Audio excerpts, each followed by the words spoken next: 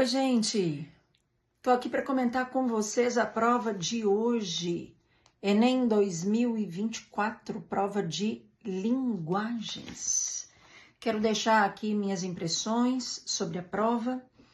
Quero comentar sobre duas questões que, a meu ver, foram as questões difíceis da prova, que eu já adianto, a questão de número 19, uma questão de artes, e a questão de número 28, de literatura. Estou fazendo referência à prova amarela, não é?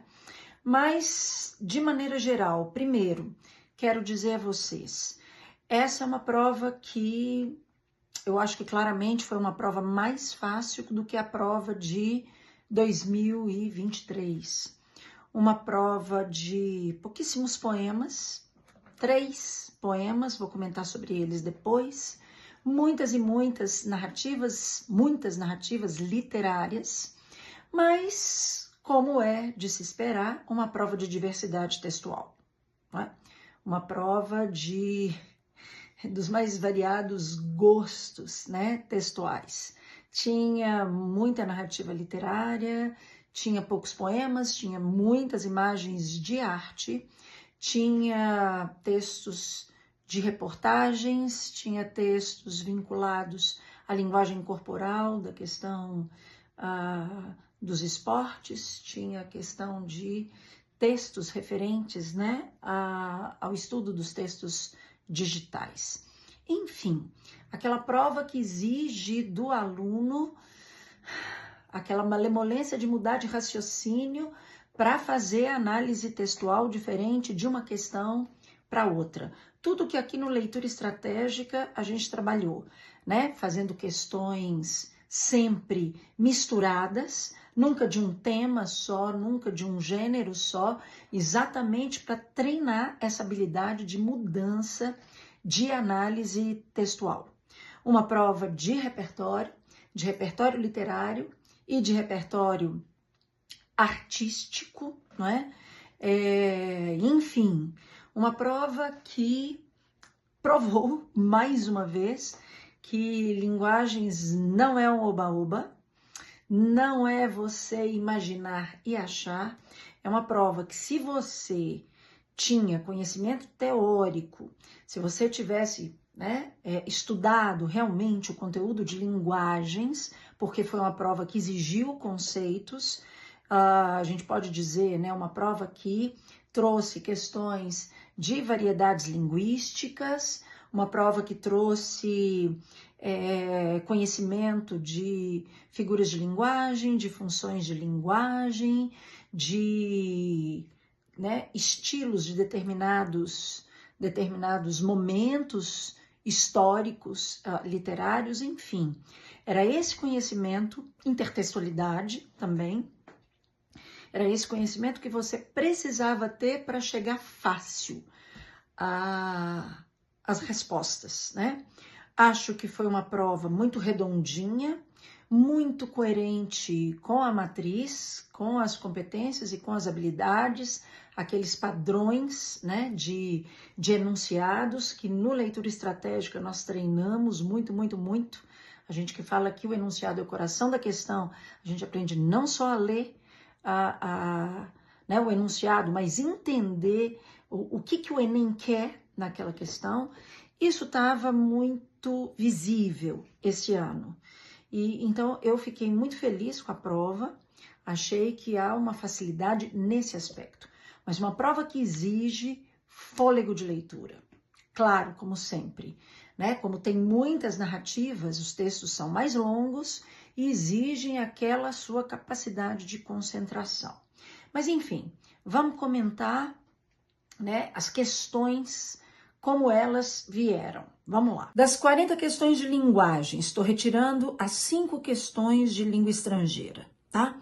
Das 40 questões de linguagens, o maior número de linguagens, das questões de linguagens, foi destinado às questões construídas com textos literários e textos artísticos. Contabilizei 14 questões com textos literários e 7 questões com textos artísticos. No que diz respeito a 7 questões de textos artísticos, a maior parte faz referência às artes visuais, e aí a gente vai falar na escultura, nas esculturas, que é a questão que eu vou deixar para depois, que é a questão que eu acho que é polêmica, né? Que eu disse aqui, a questão 19. Tem questão sobre pintura, uma questão que estava linda, colorida, de um pintor, que é um pintor italiano que se radicou aqui no Brasil, que é o Eliseu Visconti, e que é o introdutor do impressionismo.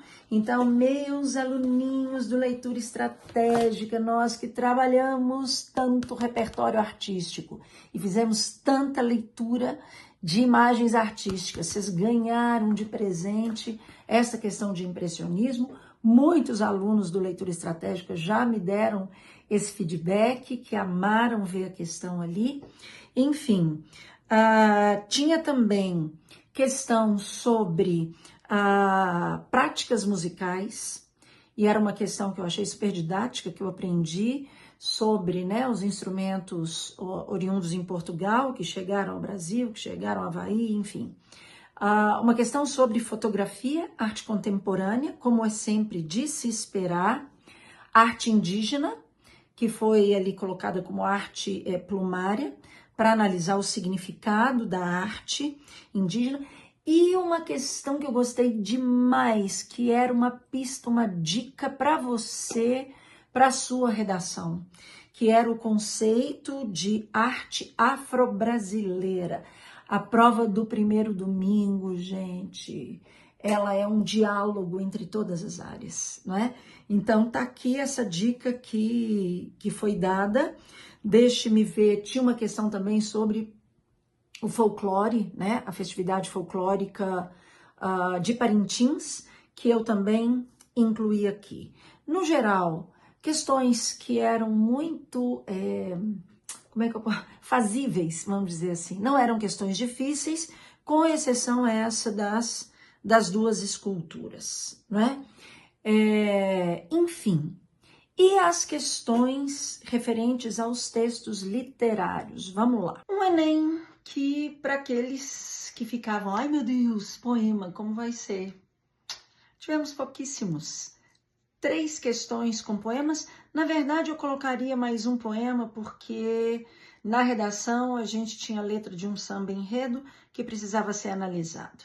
Mas na prova de linguagens, a gente teve uma questão com versos de Vinícius de Moraes, que era Feijoada Minha Moda, uma questão fácil porque era uma questão de gêneros textuais, junto do gênero lírico, e também função emotiva, função expressiva, que o Enem gosta de misturar tudo mesmo. Os alunos do Leitura Estratégica foi o que a gente mais fez, misturar os conteúdos. Então, essa questão, né, Feijoada Minha Moda, a questão pedia para você analisar por que aquilo era um poema, sendo que tinha características de carta e características de receita.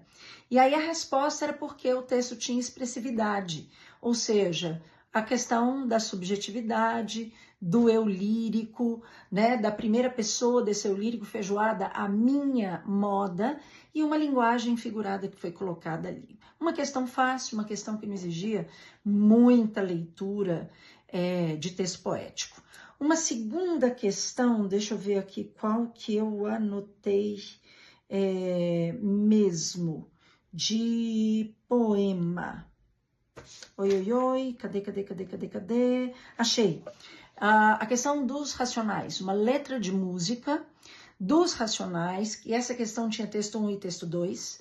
O texto 1 era uma letra de música dos Racionais, o texto 2 era um trecho de um ensaio, né, de uma crítica sobre a obra dos Racionais, e você tinha que analisar a temática do texto, que era a temática da violência. Também uma questão fácil, mesmo tendo questões 1 e 2.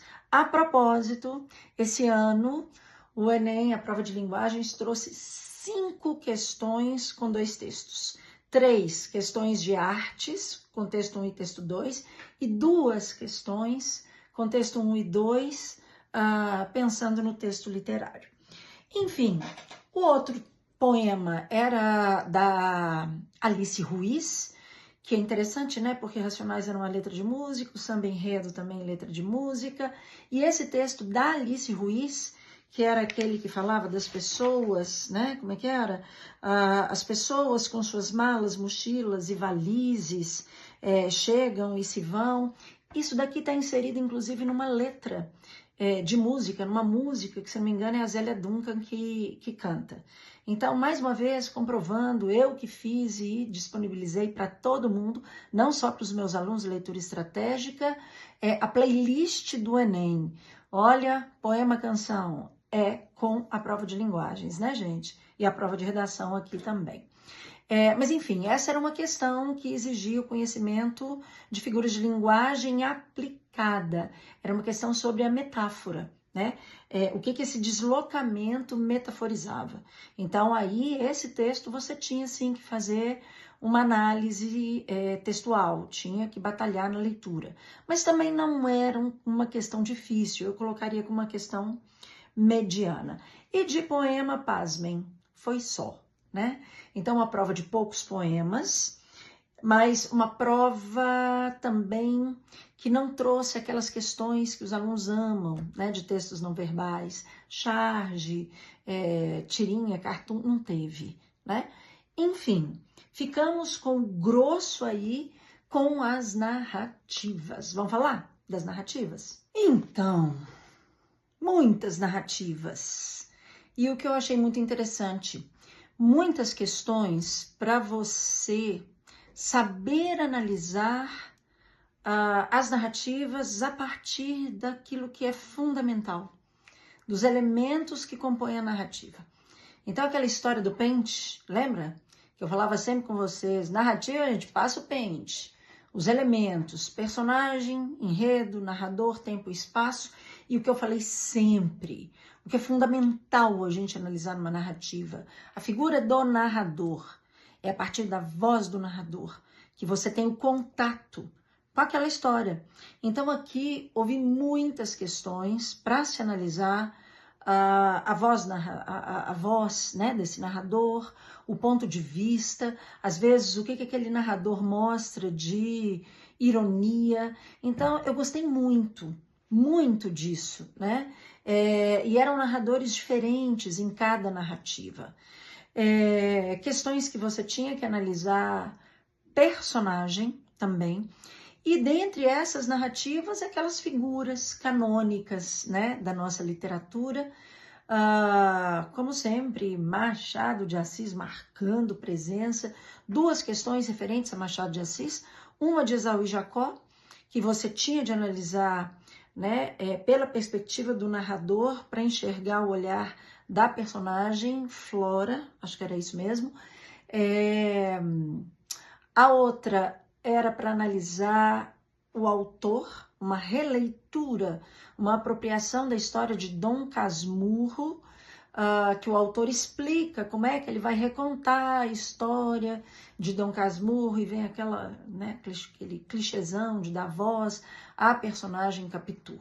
Então, era isso que se tinha do Machado de Assis, mas, de novo, duas questões referentes a Machado.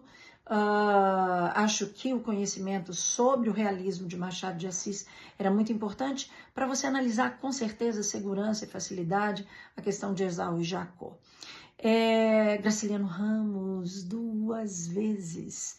Uma questão que eu gosto muito, essa questão já caiu, se não me engano, há muitos anos atrás no vestibular da UFMG, caiu em outras que eu me lembre, uma questão sobre São Bernardo, em que há uma discussão sobre a linguagem literária e oralidade.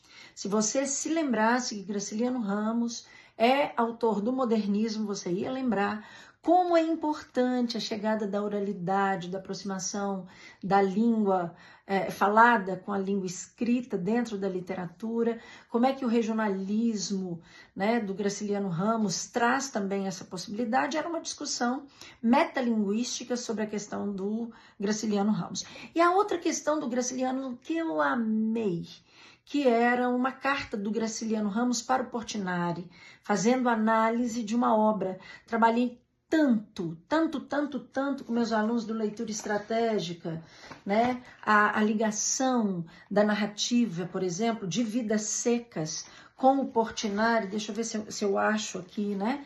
Essa obra falava, esse texto falava, né, dessa série do Portinari, Os Retirantes, mais propriamente a criança morta, e analisava o conceito de arte. Na verdade, era um conceito para 3 autores. Olha a questão intertextual linda que eu achei, né?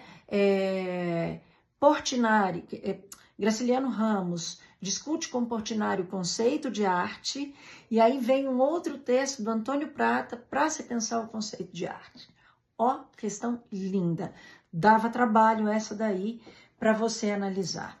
Quem mais que veio? Veio José de Alencar, romantismo. Questão fácil.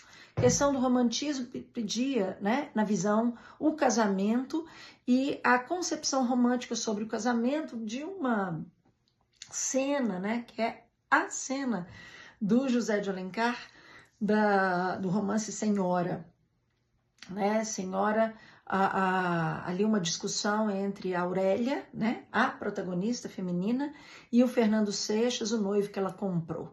Então, aqueles valores que a gente discutiu tanto, né, o romantismo, como uma forma de apresentar os valores do comportamento burguês, enfim, a relação do amor e da sociedade, uma questão fácil, essa daí. Fiquei feliz, veio Júlia Lopes de Almeida, na obra A Falência, que tinha uma questão... Gente, eu gosto quando vem a Júlia Lopes de Almeida, porque a Júlia Lopes de Almeida, ela foi uma autora tão injustamente esquecida pelos historiadores da literatura brasileira, uma mulher que escreveu na virada do século, né? Ela escreveu sobre a sociedade brasileira, como a questão está pedindo, pós-abolição, e era exatamente, né, a questão da Júlia Lopes de Almeida para se analisar a vida de 2 mulheres, né? Uma mulher branca e uma mulher negra, e essa representação, essa diferença da sociedade brasileira. Deixa eu ver se eu estou me esquecendo de alguma coisa. Júlia Lopes de Almeida, Graciliano Ramos. Acho que é isso que me chamou mais atenção nas narrativas, isso mesmo, e as questões mesmo de intertextualidade, né? De um texto com o outro. Enfim, uma prova de repertório, né, gente? Uma prova para se fazer com agilidade, se você tem repertório de leitura para ler com facilidade. Porque ler texto literário não é fácil, né? Ler texto literário, o texto literário é o texto mais elaborado que exige. Já houve questões de Enems passados muito mais elaborados, mas se você não tem um contato com a linguagem literária, realmente não é fácil. Aluninhos do Leitura Estratégica, valeu a pena, hein? Tanto o repertório 1 quanto o repertório 2, nós lemos demais, hora da leitura valeu, e eu acho que vocês ganharam demais com essa prova. Mas eu queria só fazer mais algumas colocações antes de fazer as questões difíceis dessa prova. Últimas considerações antes da gente fazer as 2 questões difíceis. Me chamou a atenção a quantidade de questões de variedade linguística. Esse ano o Enem colocou em primeira mão, em termos, né, de análise linguística, a variedade linguística, com a questão muito interessante, né? De um lado, Adoniran Barbosa, de outro lado, Bechara, que é um filólogo, né? A questão dos falantes do Maranhão, e dali temática do norte, hein, gente? O que teve de questão sobre a Amazônia, que eu vou me lembrar aqui, né? A questão sobre Parintins, sobre o teclado, como é que era? Teclado amazônico, os termos amazônicos. Então, minhas alunas lá do norte, lembrei de vocês demais nisso daqui. Outra coisa que me chamou a atenção, né? As pistas dadas para a redação, além do conceito, né, de arte afro-brasileira, tinha uma questão da língua da Tabatinga, de Bom Despacho. Alô, alô, meus amigos de Bom Despacho, incluindo aí meu marido. Bom Despacho no Enem ficou nacional. A língua da Tabatinga, uma língua de resistência negra, enfim, né? Deixa eu ver se me chama a atenção, presença da literatura na redação, como eu já falei no Samba Enredo, presença da literatura na prova de ciências humanas, citação de Castro Alves e Chiquinha Gonzaga para a questão da defesa dos negros em favor da abolição da escravatura. Olha as pistas, né, dadas. Questão de repertório cultural, se falava lá, se não me engano, da valsa vienense, uma questão sobre capa de cordel. Dá-lhe literatura no primeiro dia de prova, como eu sempre falo, uma prova de repertório, ou seja, mais que nunca, o fôlego de leitura, a agilidade para quem tem intimidade com o texto. Bora para as duas questões difíceis, então? Vamos lá? Então, vamos à questão difícil das manifestações artísticas. Questão 19, que é essa daqui, olha. Comparação entre duas esculturas. Uma escultura, e a gente lê a fonte, né? Como eu sempre disse, vamos primeiro ler a fonte, depois ler o enunciado. A primeira, né, dessas duas esculturas, ela é anônima, tem o nome de Cabeça de uma Figura Feminina, e ela é datada de 2700 a 2500 antes de Cristo, e é uma escultura em mármore. E o texto 2 é uma imagem do artista italiano Modigliani, Amadeo Modigliani, e ela tem o nome Cabeça de Mulher e é datada de 1910 a 1911, e é uma escultura em calcário. Pois bem, isso daqui rendeu muita discussão, reflexão que eu tive com os meus colegas queridos e a gente chegou à conclusão. O enunciado pedia a leitura comparativa das duas esculturas separadas por mais de 2.500 anos indica a. Então, o que leva à aproximação entre essas duas esculturas, né? Separadas por tanto tempo. E aí a gente chegou à resposta que seria a letra D, né? Chegou à conclusão que seria a letra D a resposta. Persistência de padrões estéticos em diferentes épocas e culturas.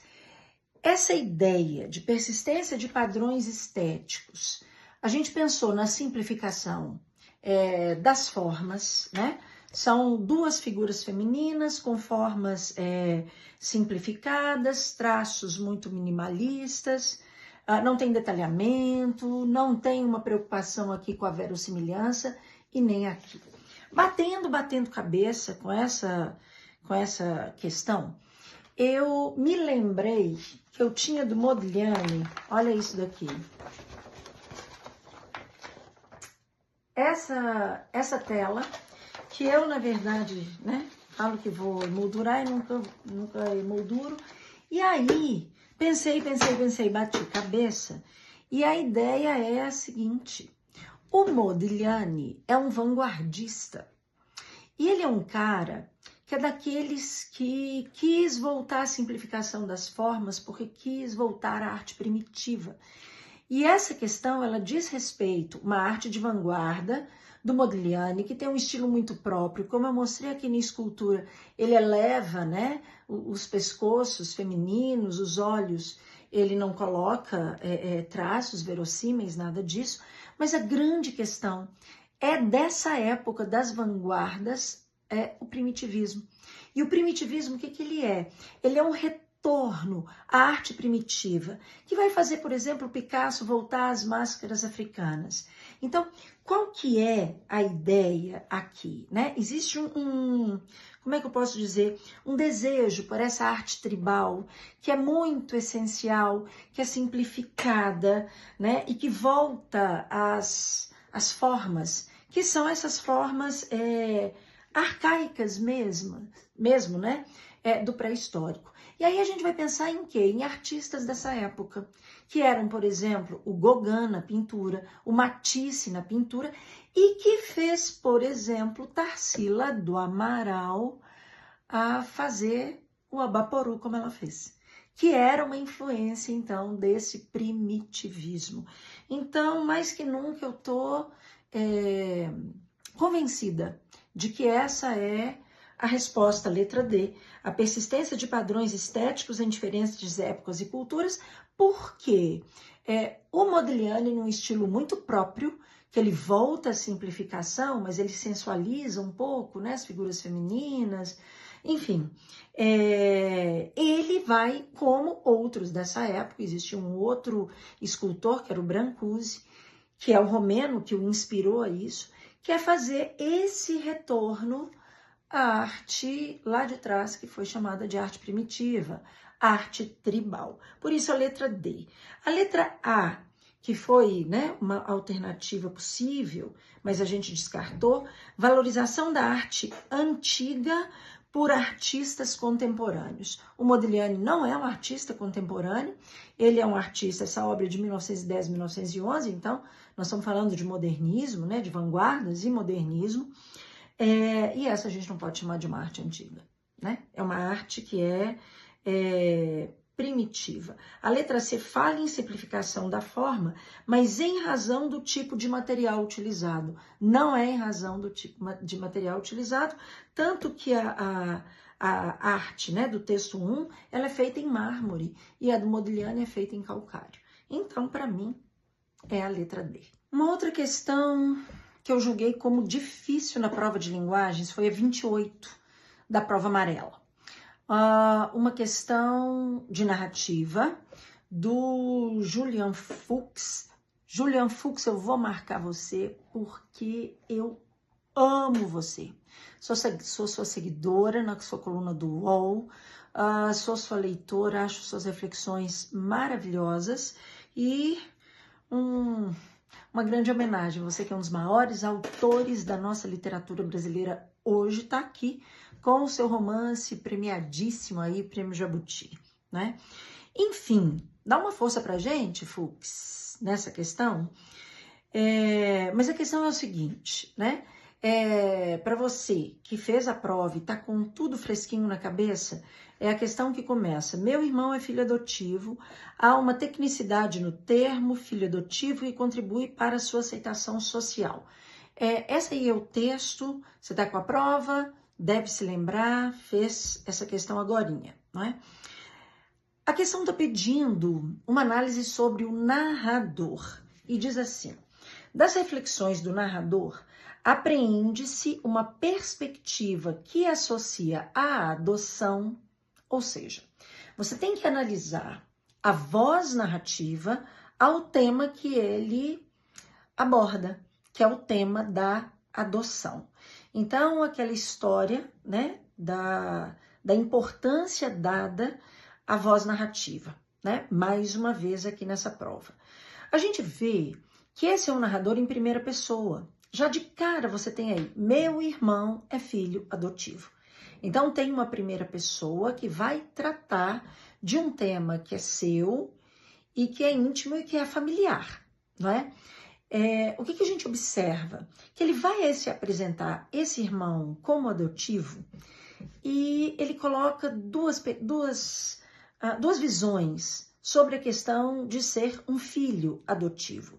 A primeira visão é da sociedade, a segunda é dele, como irmão e como filho desses pais, que são os mesmos, só que parece dele biológico do irmão, pais que o adotaram, não é? Olha só, logo de cara se fala sobre aceitação social. E aí se vai dizer que a sociedade, de alguma forma, estigmatiza a ideia da adoção.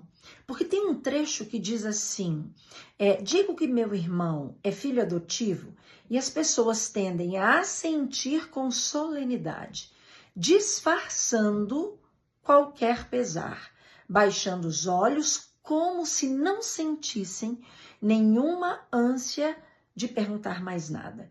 Então, há aqui uma construção social que é muito artificial.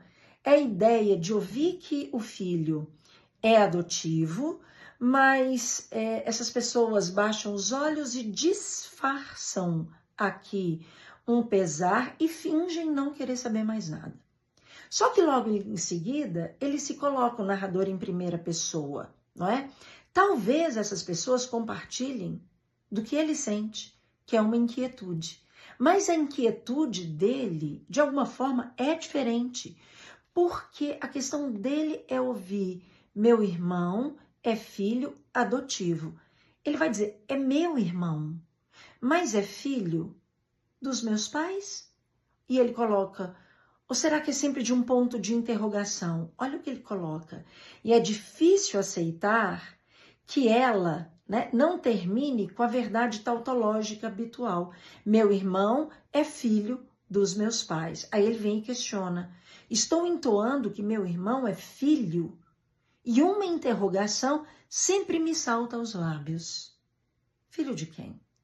Então essa questão, né, do questionamento da origem, que é tão típico, né, da literatura, só a gente lembrar lá atrás, né, da tragédia do Édipo, é que está sendo marcada aqui por uma pergunta, por um questionamento de um narrador em primeira pessoa que não tem a resposta, mas que tem a pergunta, que é uma inquietude que ele coloca próximo, de alguma forma, ao olhar da sociedade.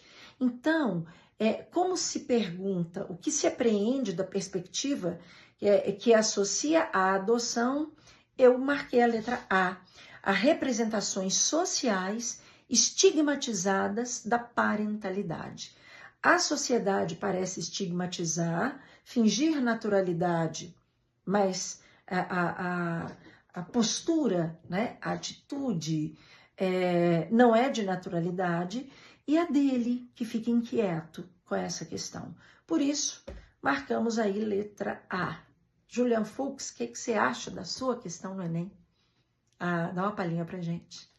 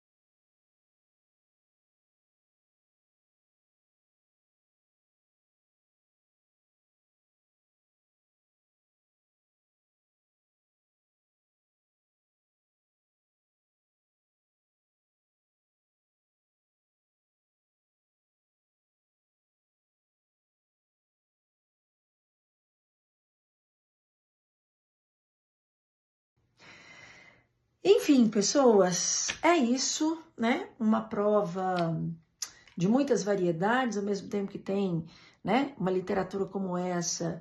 A gente vai ver lá na prova de humanas, estou me lembrando aqui, né, porque as questões ficam rodando na minha cabeça. Lá na prova de humanas tem uma questão até mesmo de A Culpa é das Estrelas, para fazer análise da personagem a partir, né, de uma visão de análise filosófica contemporânea. Então, viva o Enem, eu gosto dessa prova, né? Eu espero que tenha te ajudado e tô torcendo para que você tenha feito, né, uma prova consciente, esteja tranquilo e ó, foco agora nos estudos, porque o pensamento agora é no segundo dia. Beijo, eu sigo na torcida.